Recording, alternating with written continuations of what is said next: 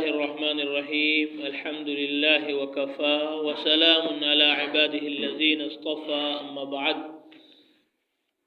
11 رمضان المبارک 1931 مطابق 1913 ہجری مطابق 2 اکتوبر 1971 بروز دوشنبہ کو یہ بیان ہوا خانقاہ خلیلیہ سہارنپور میں حضرت شیخ الحدیث مولانا زکریا رحمۃ اللہ علیہ کی خانقاہ میں مدرسہ مظاہر العلوم سہارنپور کی مسجد میں فرمایا، دو دولت محترم بزرگوں، دوستوں، عزیزوں اور بھائیوں، اللہ جل شانہ ہمیں فہم سلیم عطا فرمائے، صحیح سمجھ عطا فرمائے۔ بخاری شریف کی روایت ہے کہ اللہ جل شانہ جس کے ساتھ خیر کا ارادہ کرتے ہیں اسے مصیبت و تکلیف میں ڈال دیتے ہیں۔ ایک اور حدیث کا مضمون ہے کہ اللہ تعالیٰ جس کے ساتھ خیر کا ارادہ کرتے ہیں اسے دین کی سمجھ عطا فرما دیتے ہیں۔ من یرید اللہ بہ خیرا یفقہہ فی الدین، ان دونوں حدیثوں سے معلوم ہوا کہ اس میں بندہ صبر، تفویض، توکل، استغفار کر لے تو وہ اللہ تعالیٰ کا پیارا ہو جاتا ہے۔ اس لیے ایک طرف ہمیں اپنی معروفات اور مرغوبات اگرچہ گھر جیسی چیزیں میسر نہ ہوں صبر کر لے تو اللہ تعالیٰ اس کو تفقہ فی الدین، دین کی سمجھ عطا فرما دیتے ہیں۔ تفقہ فی الدین، ثقہ فی الدین، یعنی جس کو دین کی سمجھ عطا فرما دیتے ہیں اس پر فقہ کا دروازہ کھول دیتے ہیں۔ حضرت مولانا یوسف صاحب رحمۃ اللہ علیہ اس پر گھنٹوں بیان کیا کرتے تھے اور فقہ فی الدین کو خوب واضح کرتے تھے اور خوب تعریف کرتے تھے۔ دین میں ایک فقہ یہ ہے کہ ہم کو کون سا کام کس طرح کرنا چاہیے۔ ائمہ کرام نے اپنی کتابوں میں تفصیل کے ساتھ مسائل ذکر کیے، یہ بھی فقہ فی الدین ہے۔ حضرت مولانا یوسف صاحب رحمۃ اللہ علیہ فرمایا کرتے تھے کہ دین کی سمجھ یہ ہے کہ کس وقت ہم کو کیا کرنا ہے۔ انسان کو پتہ ہے کہ مجھ کو اس وقت یہ کرنا چاہیے، لیکن بجائے کرنے کے وہ بھول گیا اور کہتے ہیں کہ مجھے مسئلے معلوم تھے لیکن وقت پر بھول گیا، یعنی کس وقت کس عمل کو کرنا ہے اس کو پہچاننے کو فقہ فی الدین کہتے ہیں۔ شریعت میں نماز کا حکم ہے، کبھی حکم ہے کہ نماز پڑھو اور کبھی حکم ہے کہ نماز مت پڑھو۔ اب ہر وقت نماز پڑھ رہا ہے حالانکہ اس وقت نماز کا حکم نہیں ہے۔ اسی طرح جہاد ہے کہ اچھی طرح پہچانے کہ مجھے جہاد کا حکم ہے یا نہیں۔ اب جہاد کا حکم ہے نہیں اور جہاد میں جا رہا ہے، اس کو سمجھنا، اس کو فقہ فی الدین کہتے ہیں۔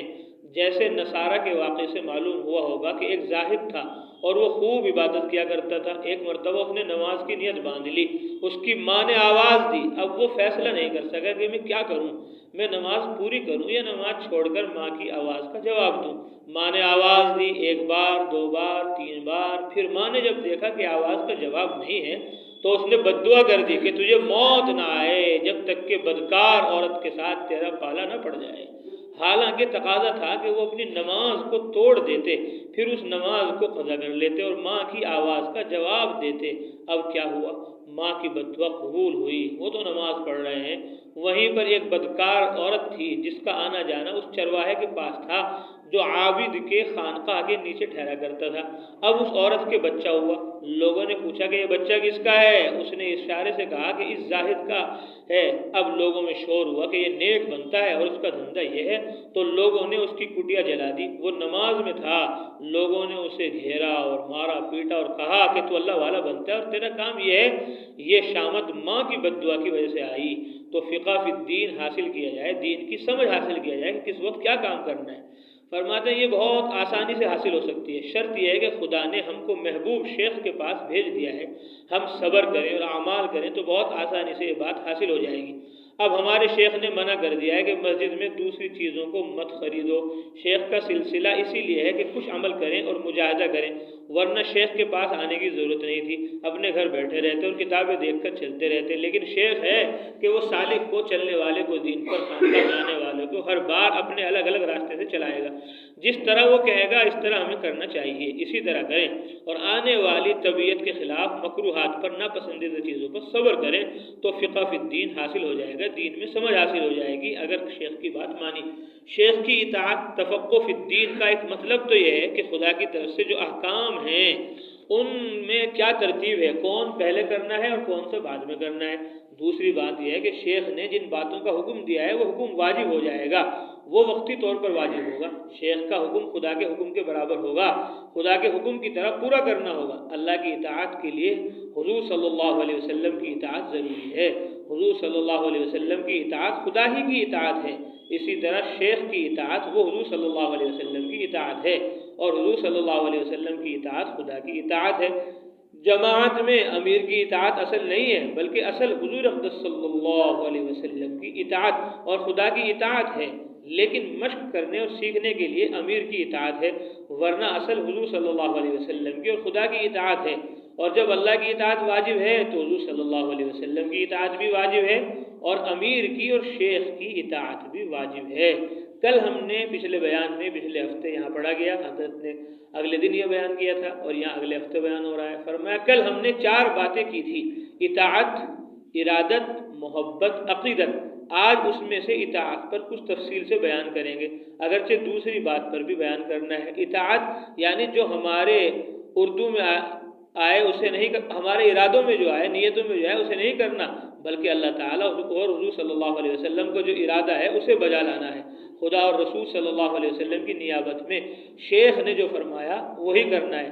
ہمارے یہاں اعتکاف میں آنے کا، خانقاہ میں آنے کا منشا ہے کہ ہم بازار سے کٹ جائیں، ہم خود بازاروں سے کٹ کر آئے ہیں، پھر یہاں بازار کیوں جائیں؟ جو چیز اعتکاف میں حاصل ہوتی ہے اس پر قناعت کریں اور وہ چیز کریں جو اصل ہے۔ حضرت شیخ کے والد کے زمانے میں یہ سارے انتظامات کہاں تھے؟ اب بزرگوں نے دیکھا کہ لوگوں میں طلب نہیں ہے تو انہوں نے سامان ضرورت کے انتظامات کر دیے۔ پہلے زمانے میں طلب تھی، اس لیے ان سب چیزوں کی ضرورت نہیں تھی۔ بستی حضرت نظام الدین اولیاء میں 25 سال پہلے طلبہ سڑکوں کی روشنی میں پڑھا کرتے تھے۔ حضور صلی اللہ علیہ وسلم نے اصحاب صفہ کو صفے میں ڈال دیا چبوترے پر، اور یہ لوگ بھوک اور پریشانی کے عالم میں علم حاصل کیا کرتے تھے۔ آپ نے واقعہ سنا ہوگا، اور حضرت ابو ہریرہ رضی اللہ تعالیٰ عنہ کا حال معلوم ہوگا کہ ان پر بھوک کی وجہ سے بے ہوشی طاری ہو جاتی تھی۔ لوگ سمجھتے تھے کہ ان کو مرگی کی بیماری ہے۔ ان حالات میں بھی وہ لوگ جمے رہے اور حضور اقدس صلی اللہ علیہ وسلم سے علم حاصل کرتے رہے۔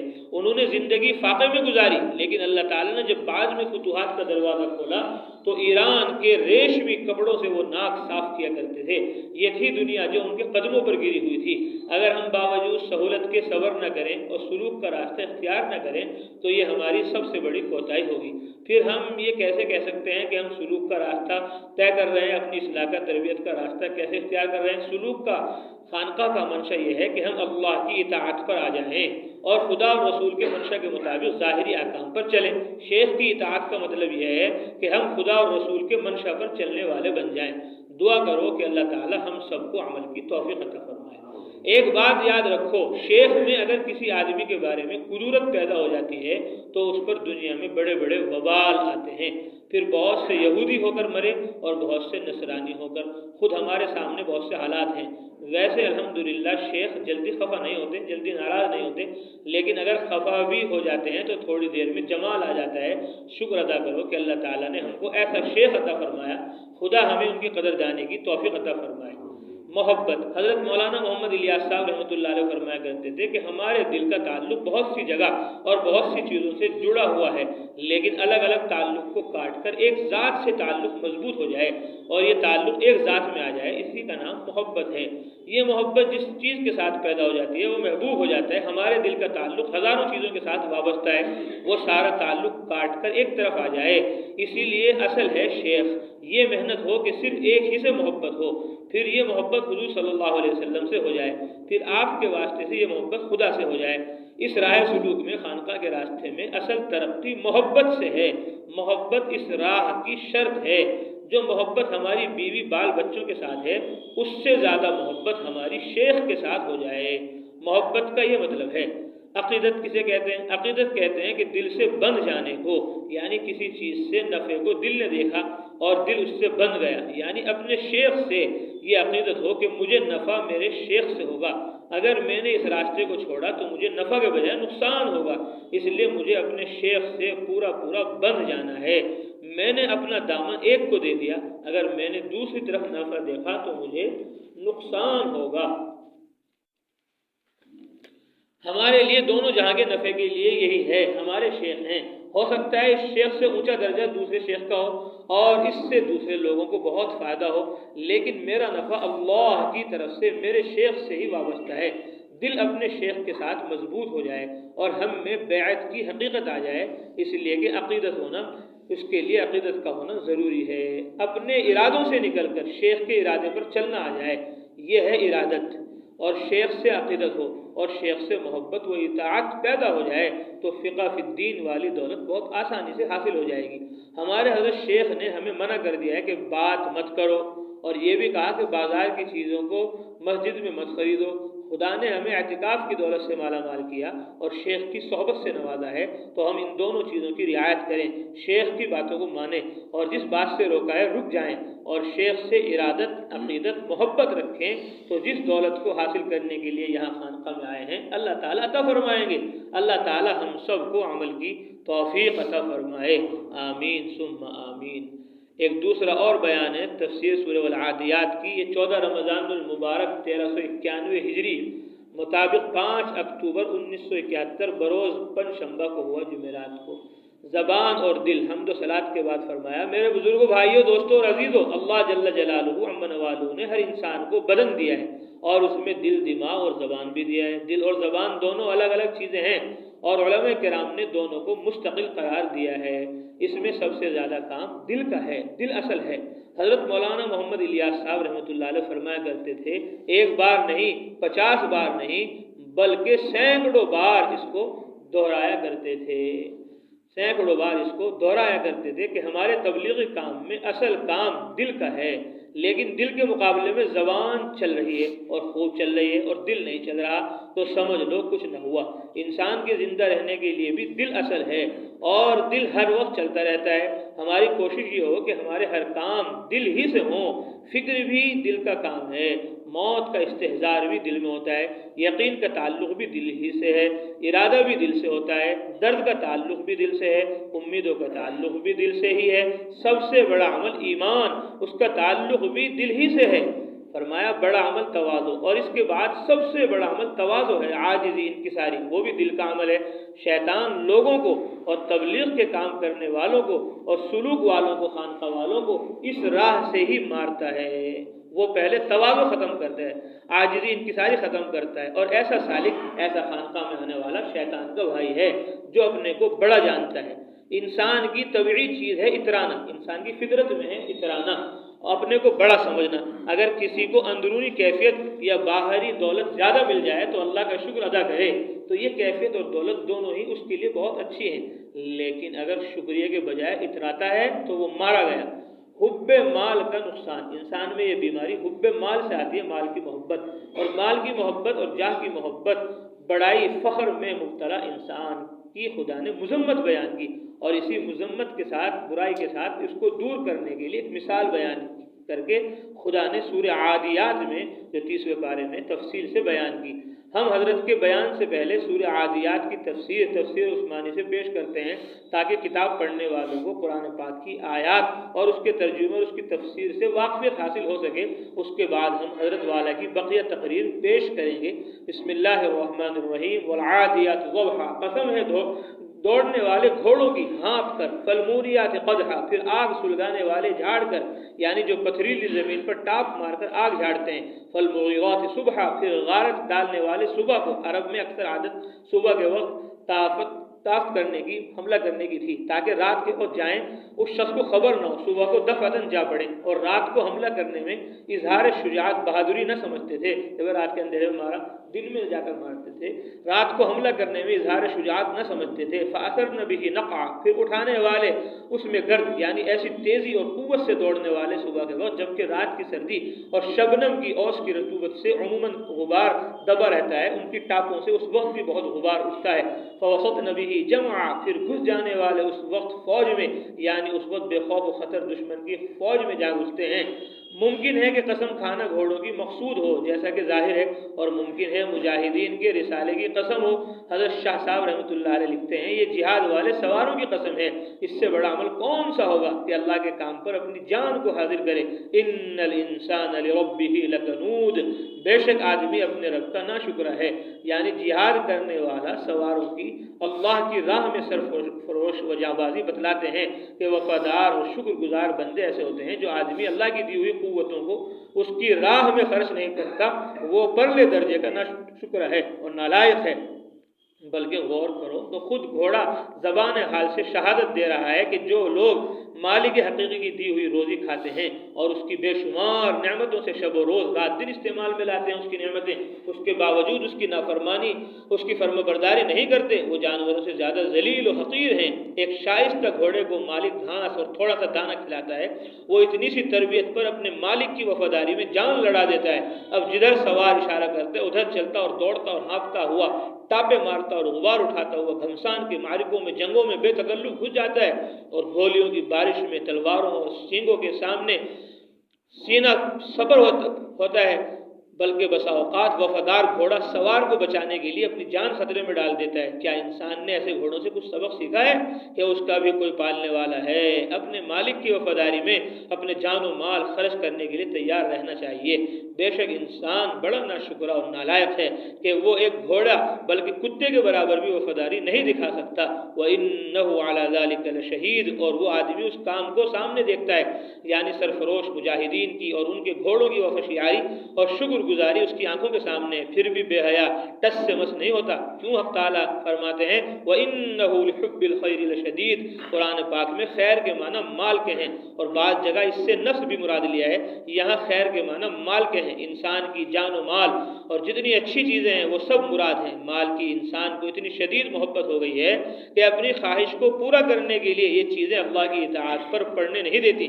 معتکفین اپنے گلاب جامن کی محبت کو نہیں چھوڑ رہا، اس کے ملے بغیر اس کو نہیں چلتا، اور دولت کی جاہ پوری نہیں ہو رہی۔ آگے حق تعالیٰ ارشاد فرماتے ہیں افلا يعلم اذا بعثر ما في القبور وحصل ما في الصدور، کیا ان کو معلوم نہیں کہ قبروں کو چاک کر کے اس میں سے نکالے جائیں گے، یا اس کا سینہ چاک کر کے دل کو نکالا جائے گا اور پھر دیکھا جائے گا کہ اس میں کس کی محبت ہے۔ تمام مخلوق کے سامنے اس وقت دکھایا جائے گا اور دل کے اندر بھری ساری باتوں کو نکالا جائے گا۔ جس پر انسان مرا ہے اسی پر وہ اٹھے گا۔ اللہ تعالیٰ فرماتے ہیں کہ وہ اس کے اندرون میں جو ہے ان سب سے خبردار ہے، جیسا اندر ہوگا اسی پر معاملہ ہوگا۔ اگر ذکر دل میں نہ ہو، صرف زبان پر ہو، تو اسی پر خدا کی طرف سے معاملہ ہوگا۔ تو اپنی اصلاح کے لیے ضروری ہے کہ دنیا میں جب تک رہے یہ یاد رکھے کہ مجھے مرنا ہے اور مجھے قبر میں جانا ہے، اور جو کچھ دل میں ہوگا وہ سب ظاہر کیا جائے گا اور قیامت میں خدا کے سامنے کھڑے کیے جائیں گے اور قبر سے نکالے جائیں گے اور سینہ چاک کر کے دل میں دیکھا جائے گا کہ دل میں کیا بھرا ہے۔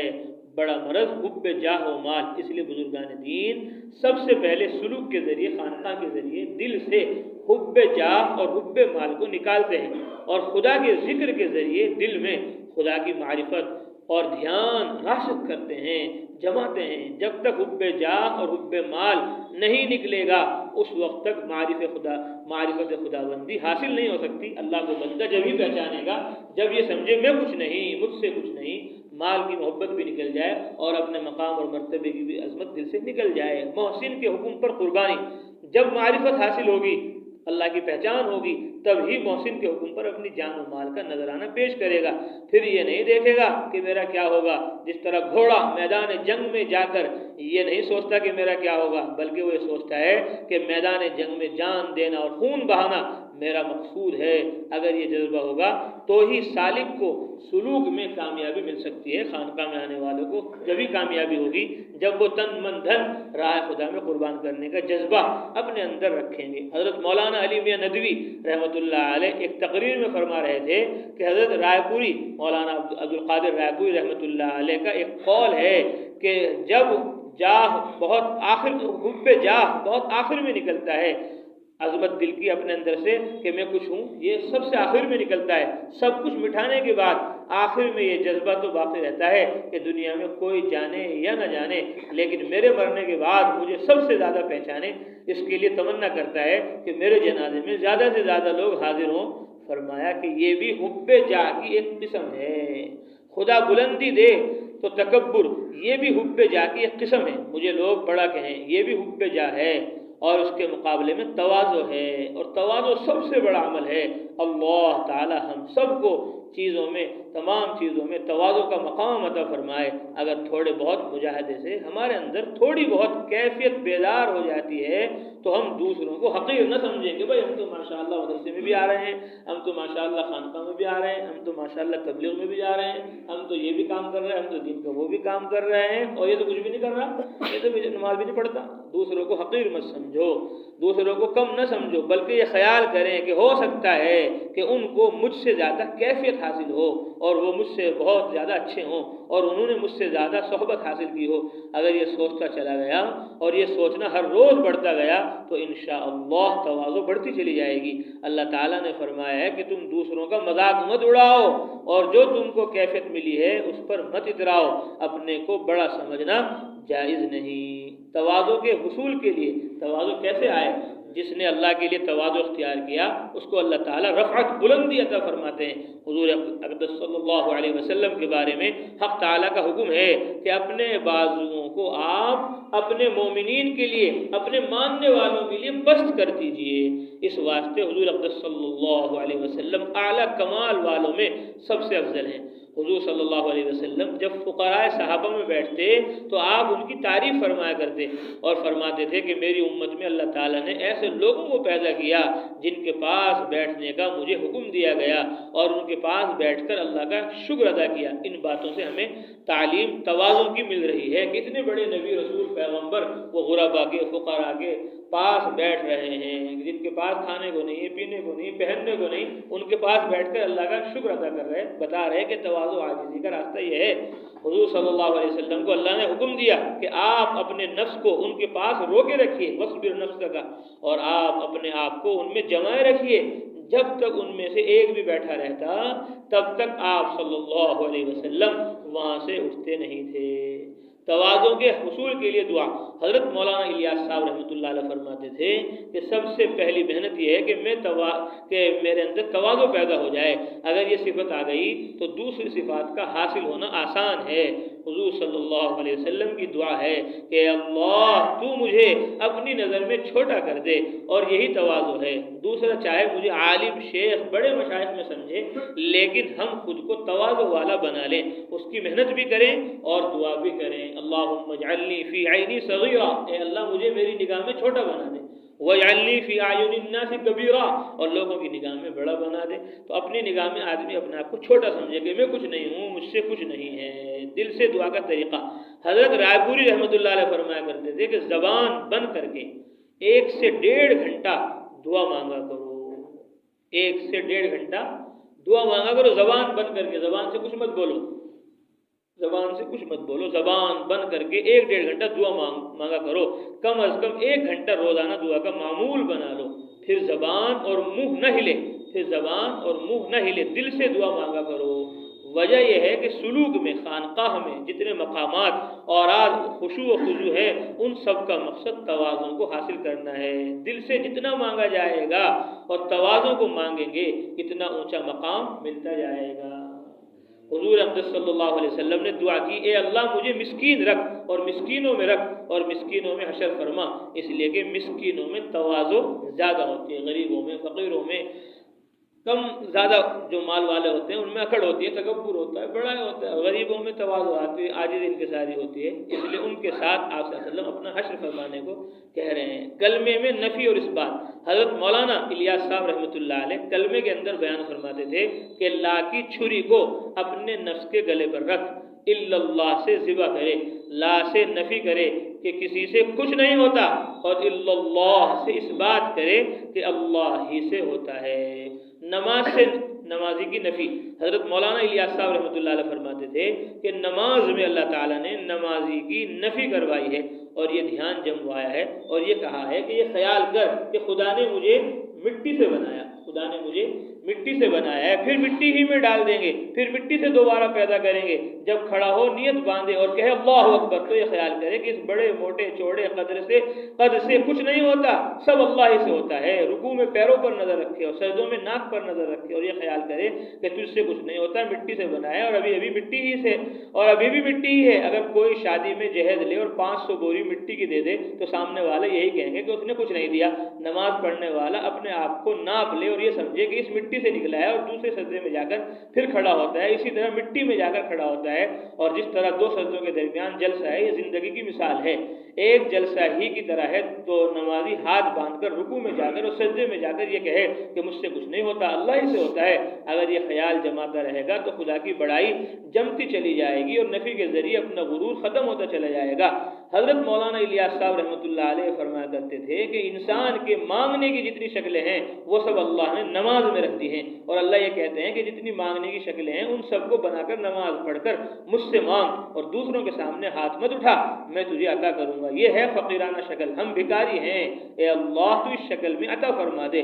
حضرت مولانا الیاس صاحب رحمۃ اللہ علیہ، حضرت مولانا یوسف صاحب فرماتے تھے کہ ایسی حقیقت والی نماز اور کلمہ اگر آ جائے تو سالک کے لیے، خانقاہ میں آنے والے کے لیے سلوک آسان ہو جائے گا۔ کلمے والا یقین اور نماز والی شکل آ جائے تو پھر اللہ تعالیٰ بہت آگے مقام پر پہنچا دیں گے۔ انسان ناشکرہ کیوں ہے؟ میں نے جو آیت پڑھی اس میں اللہ تعالیٰ نے انسان کی سب سے بڑی بیماری کا ذکر کیا اور فرمایا ان الانسان لربہ لکنود۔ اس آیت میں اللہ نے بیان کیا کہ انسان بڑا ناشکرہ ہے، یہ بیماری بتائی، حالانکہ اللہ انسان کے بالکل قریب ہے، اور اس تک پہنچنے میں اتنی دشواری کیوں ہے؟ تو اللہ تعالیٰ نے اسی کو بیان فرمایا، اس صورت میں مرض بھی بتایا اور اس کا ازالہ بھی بتایا، اور یہ بتانے کا طرز عجیب و غریب ہے۔ وہ مرض جہاد کے گھوڑوں کی قسم کھا کر بتایا کہ جو مرض ہم میں ہے وہ جہاد کے گھوڑوں میں نہیں ہے۔ جہاد کے گھوڑوں کی صفات، وہ گھوڑوں کی 5 صفات کی قسم کھا کر بتاتے ہیں کہ یہ مرض انسان میں ہے، جانور و حیوان میں نہیں ہے۔ اللہ فرماتے ہیں کہ ان گھوڑوں کی قسم، وہ گھوڑے خوب دوڑتے ہیں اللہ کے راستے میں، اتنا دوڑتے ہیں کہ ہانپتے ہیں اور تڑتڑاتے دوڑنے کی وجہ سے چنگاریاں نکلتی ہیں اور شرارے اڑتے ہیں، رات بھر دوڑ کر اپنے مجاہد کو لے کر پیٹھ پر سوار کر کے آرام نہیں کرتے، اور ان کا ہتھیار، ان کا سامان یعنی ڈبل بوجھ لے کر پوری رات دوڑنے کے باوجود صبح میں آرام نہیں کرتے، بلکہ صبح میں دشمن پر حملہ کرتے ہیں، اور دن کا جتنا حصہ گزر جاتا ہے ان کا جوش بڑھتا چلا جاتا ہے، ان کے دوڑنے کی وجہ سے فضا میں گرد و غبار اڑتا رہتا ہے، اور تیر تلوار چلنے کے باوجود وہ آگے بڑھتے چلے جاتے ہیں۔ اللہ جل شانہ ان گھوڑوں کی صفات بیان کر کے انسان کو متوجہ کر رہا ہے، انسان غور تو کر کہ گھوڑا اپنے آقا کے احسان کے بدلے میں وہ اپنی ہر ممکن کوشش کرتا ہے کہ اپنے محسن کے احسان کے بدلے میں خود کو قربان کر دے، اور قربان ہو جانے کو جانتا ہے، اور اپنی پیٹھ پر جو سوار ہے اس کی ایڑ سے چلتا ہے، اور وہ یہ سمجھتا ہے کہ یہ میرا آقا ہے، وہ مجھے کھلاتا ہے پلاتا ہے۔ اے انسانوں، گھوڑوں کو دیکھ لو، ایک کم عقل انسانوں، میں نے تمہیں بنایا ہے، پیدا کیا ہے، اور میں تمہارا محسن ہوں۔ اے کم بخت انسان، تو اطاعت کو تیار نہیں، حالانکہ گھوڑے کا مالک گھوڑے کو بنانے والا نہیں۔ اے انسان، تم احسان شناس نہیں بلکہ احسان فراموش ہو، سر سے پیر تک میرے سارے احسان ہی احسان ہیں، لیکن جب میں تمہیں یہ کہتا ہوں کہ یوں کرو تم نہیں کرتے، اور گھوڑا ایڑ پر جان دے دیتا ہے۔ حق تعالیٰ فرماتے ہیں کہ بے شک انسان اپنے رب کا بڑا ناشکرا ہے، انسان میں کنود کی صفت ہے ناشکری۔ گھوڑا ہر چند گرمی برداشت کرنے بھاگنے کے لیے تیار ہے، لیکن انسان اپنے آقا و محسن کو ماننے کے لیے تیار نہیں۔ ناشکری کی وجہ کیا ہے؟ ناشکری کی وجہ مال کی محبت۔ وَإِنَّهُ لِحُبِّ الْخَيْرِ لَشَدِيدٌ، قرآن پاک میں خیر کے معنی مال ہے، اور انسان نفس بھی ہے۔ حب جاہ کو نکالنے کے لیے بھائی کون باتیں کر رہا ہے؟ وَإِنَّهُ لِحُبِّ الْخَيْرِ لَشَدِيدٌ، قرآن پاک میں خیر کے معنی مال ہے اور نفس بھی ہے۔ حب جاہ کو نکالنے کے لیے ازالہ بتلایا کہ اس کا مراقبہ کرو کہ مرنا ہے اور خدا کے سامنے جانا ہے۔ افلا يعلم اذا بعثر ما في القبور وحصل ما في الصدور، اور جو دل میں ہوگا وہ ظاہر ہونا ہے، اس لیے خدا کے یہاں معاملہ زبان پر نہیں بلکہ دل پر ہے، اس لیے مراقبے کو بڑھائے اور دعا کی مقدار بڑھائے اور اپنی نیت بلند رکھے، نیت بلند رکھیے۔ ایک بار حضرت مولانا قاری رضا حسن صاحب جو حضرت رحمۃ اللہ علیہ کے مجاز تھے، انہوں نے خطبہ دیا نماز کے بعد، حضرت مولانا الیاس صاحب رحمۃ اللہ علیہ نے پوچھا کہ اس میں کیا نیت کی تھی؟ جواب دیا کہ اللہ کو راضی کرنے کی نیت کی تھی۔ آپ نے فرمایا کہ یہ کیا نیت ہوئی؟ اگر تم اس وقت پوری دنیا کو سنانے کی نیت کر لیتے تو پوری دنیا کو سنانے کا ثواب ملتا۔ حضور اقدس صلی اللہ علیہ وسلم جب حجۃ الوداع کا خطبہ دیا آپ صلی اللہ علیہ وسلم نے، تو نیت صرف 1.25 لاکھ کے مجمع کی نہیں تھی بلکہ قیامت تک کے آنے والے انسانوں کی نیت تھی۔ تو نیت پر اللہ تعالیٰ کا معاملہ ہے، اس لیے نیت اچھی اور لمبی کریں کہ یہاں کے انوار و برکات کو پوری دنیا میں پھیلانا ہے۔ یہ نہیں کہ خانقاہ میں آ گئے، بیان سن لیا اور ذکر کر لیا، پھر کہاں گئے کہ کہیں بھی نہیں اور کیا لائے؟ کچھ بھی نہیں۔